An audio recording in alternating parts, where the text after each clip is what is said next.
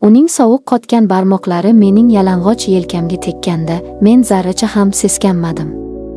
Aksincha, 10 yillik qishdan keyin birinchi marta terimda olov yonganini his qildim.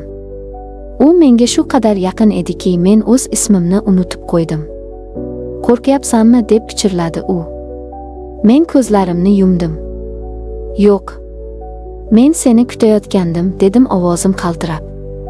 "Assalomu alaykum, qalbimga yaqin va dardkash sirdoshlarim. Hikoyachi Momo kanaliga xush kelibsiz. Bugun men sizlarga shunchaki romantik hikoya emas, qariyb o'lik holatdagi qalbning qayta tirilishi, o'zini ayol sifatida qayta kashf etishi haqida gapirib beraman. Agar siz ham uzoq yolg'izlikdan, o'zini keraksiz his qilishdan charchagan bo'lsangiz, bu hikoya aynan siz uchun. Yulduzlarga boy oqshomdek sehrli va ehtirosli bu xotira sizning yuragingizni ham isitishiga ishonaman. Videoni oxirigacha tinglang, like bosing va o'z his-tuyg'ularingizni izohlarda yozib qoldiring. Men har birini mehr bilan o'qiyman. Meni Nodira deyishadi. 35 yoshdaman. Men erta turmushga chiqqan, farzand ko'ra olmagani uchun xorlanib ajrashgan, o'zini faqat ishga bag'ishlagan sovuq bir ayolga aylangandim. Erkaklarga nisbatan ishonchim butunlay o'chgan edi.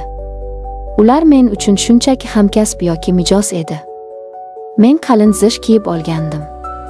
Bu zirh meni og'riqdan himoya qilardi, lekin ayni paytda baxtdan ham to'sib turardi. Uning ismi Azamat edi. 27 yoshda. U bizning kompaniyaga yangi it mutaxassisi bo'lib ishga kirdi. Avvaliga u mening ko'zimga juda oddiy, hech qanday xavf tug'dirmaydigan yigitdek ko'rindi. Doim sokin, jilmayib turuvchi, aqlli nigohlar. U mendan ancha yosh edi. Men uni umuman erkak sifatida qabul qilmasdim. Lekin o'sha beozor nigohlar asta-sekin mening zirhimni teshishni boshladi. U menga Nodira opa demasdi. U doim menga Nodira xonim yoki shunchaki Nodira deb murojaat qilardi. Bu kichik detal mening ichimda qandaydir ayollik g'ururini uyg'otardi. Bir kuni ishdan keyin ofisda yolg'iz qoldim. Kompyuterim qotib qoldi. Azamat yordam berishga kirdi. "Juda ko'p ishlaysiz, Nodira", dedi u kompyuter tugmalarini bosayotib. "Ishlamasam nima qilaman", dedim men sovuqqonlik bilan qog'ozlarni taxlab. U ishlashdan to'xtadi. Kreslosini men tomonga burdi. "Masalan, kofe ichib, kimdir sizning naqadar chiroyli ekanligingizni aytishini tinglashingiz mumkin." Mening qalamim yerga tushib ketdi. Yuragim kutilmaganda shunday qattiq urdiki, o'zim ham qo'rqib ketdim. Men unga qaradim. U hazillashmayotgan edi. Uning qop-qora ko'zlarida hazil emas, ochiq erkakona qiziqish bor edi. Men darhol yuzimni burdim. "Ishni tugating, Azamat. Kech bo'lyapti." Men o'zimni jiddiy ko'rsatdim, lekin o'sha oqshom uyga borib, uzoq vaqt ko'zguga qarab turdim. O'zimni qaytadan kashf etayotgandek edim. Birinchi burilish dugonamning tug'ilgan kunida yuz berdi. Bu qishning eng sovuq, qorli oqshomi edi. Men o'sha bazmga borishni umuman xohlamagandim. Lekin borishga majbur bo'ldim. Oddiy qora ko'ylak kiydim. Sochlarimni yig'ib oldim. Men hech kimning e'tiborini tortmoqchi emasdim. Zalga kirdim. Odam ko'p, musiqa baland. Va men birdan uni ko'rdim.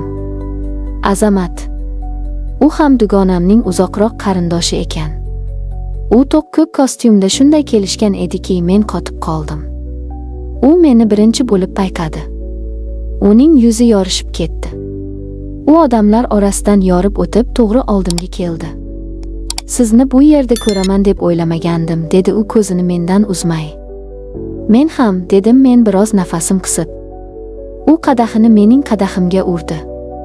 "Bugun siz juda himoyasiz ko'rinyapsiz. Va aql bovar qilmas darajada go'zalsiz. O'sha oqshom biz bir-birimizdan ajralmadik. Biz qandaydir chekkaroq stolda o'tirib soatlab gaplashdik. U mening yoshimni, ajrashganimni, farzandim yo'qligini bilardi. Lekin bu unga zarracha ham ahamiyatsiz edi. "Menga sening pasportingdagi raqamlar emas, ko'zlaringdagi ma'no kerak", dedi u menga tikilib. Bu so'zlar mening 10 yillik muzlarimni yorib yubordi. Bazm tugadi. Ko'chada qalin qor yog'ardi. Men sizni kuzatib qo'yaman, dedi u e'tirozga o'rin qoldirmaydigan qat'iy ohangda. Biz uning mashinasida ketardik. Mashina ichi issiq, sokin musiqa chalinar, tashqarida esa qor uchqunlari oynaga urilardi. Biz jim edik. Lekin bu sukunat ehtirosga, aytilmagan so'zlarga shunchalik to'la ediki, havoni ushlasa bo'ladigandek edi. Mashina uyimning oldiga kelib to'xtadi. Men sumkamni oldim. Rahmat aytib eshikni ochmoqchi bo'ldim. Lekin negadir qo'lim bormadi. Azamat mashinani o'chirdi. U menga qarab o'girildi. Nodira, men hozir ketsam tonggacha uxlay olmayman. Uning ovozi shunday past va chuqur ediki, vujudim titrab ketdi. Men unga qaradim. Kofe ichasanmi, dedim o'zim kutmagan holda, ovozim qaltirab. U hech narsa demadi, faqat ko'zlarini yopib chuqur nafas oldi. Xuddi dunyodagi eng katta yutug'ini qo'lga kiritgandek. Biz uyga kirdik. Uy issiq va jimjit edi. Men paltosini yechishga yordam bermoqchi bo'ldim. Lekin u mening qo'llarimni ushlab qoldi. Uning qo'llari sovuq, lekin barmoqlari shunday kuchli ediki. U meni o'ziga sekin tortdi. Men qarshilik qilmadim. Nodira, pichirladi u mening yuzimga egilib. Men sening zirhingni yechmoqchiman. Hamma qoidalaringni, qo'rquvlaringni unut. Men bir og'iz so'z aytishga ulgurmadim. Uning lablari mening lablarimga tegdi. Bu bo'lsa shoshqaloq yoki yovvoyi emasdi. Bu g'oyatda mehrli, o'rganuvchi va shu bilan birga aql bovar qilmas darajada ehtirosli edi. Men uning ko'ksiga suyanib qoldim. Uning qo'llari mening yelkamdan belimga qarab sirpanardi. Menga bu qanchalik kerak bo'lganini men endi tushunib yetgandim. Yillar davomida o'likdek yashagan tanam birdan uyg'ondi. Men uning bo'ynidan mahkam quchoqlab oldim. U meni ohista ko'tarib yotoqxonaga olib kirdi. O'sha kecha hech qanday shoshqaloqlik bo'lmadi. Oramizda faqat qattiq urayotgan yurak tovushlari va chuqur nafaslar bor edi. U mening qora ko'ylagimni yechganda menga shunday ehtiyotkorlik bilan qarardiki, xuddi ma'buda haykaliga qaragandek. Men hech qachon o'zimni bunchalik go'zal, bunchalik istalgan ayol sifatida his qilmagandim. Uning har bir bo'sasi yelkamdan bo'ynimga, u yerdan butun tanamga taralardi. Men ko'zlarimni yumib bu hislar bo'roniga o'zimni butunlay topshirdim. U nafaqat mening tanamni, balki shu vaqtgacha muzlab yotgan qalbimni, yarador ruhimni quchayotgan edi. U menga shivirlab qanchalik go'zal ekanimni, meni qanchalik uzoq vaqtdan beri istaganini aytardi. Seni hech kim bunchalik sevmagan, to'g'rimi, dedi u nafasimga aralashib. Men faqat yoshli ko'zlarimni yopib, ha deb pichirladim.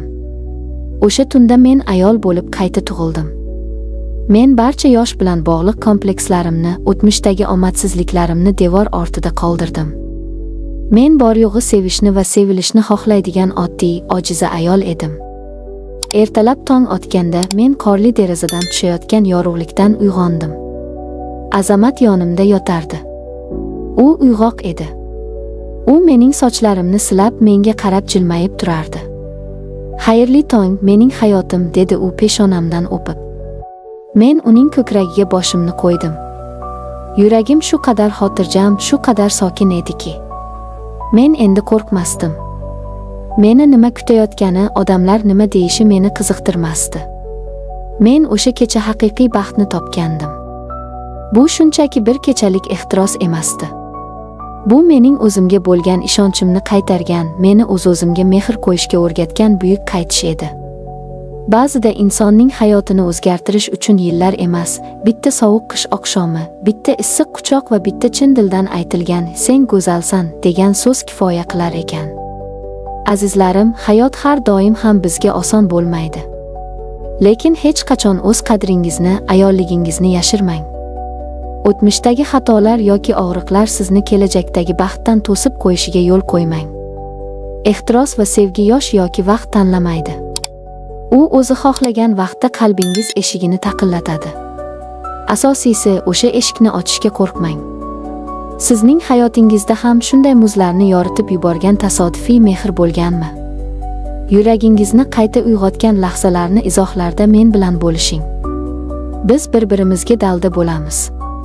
Kanalimizni kuzatib boring. Bu yerda faqat haqiqiy hislar va ochiq qalb yashaydi. O'zingizni va qalbingizdagi olovni asrang.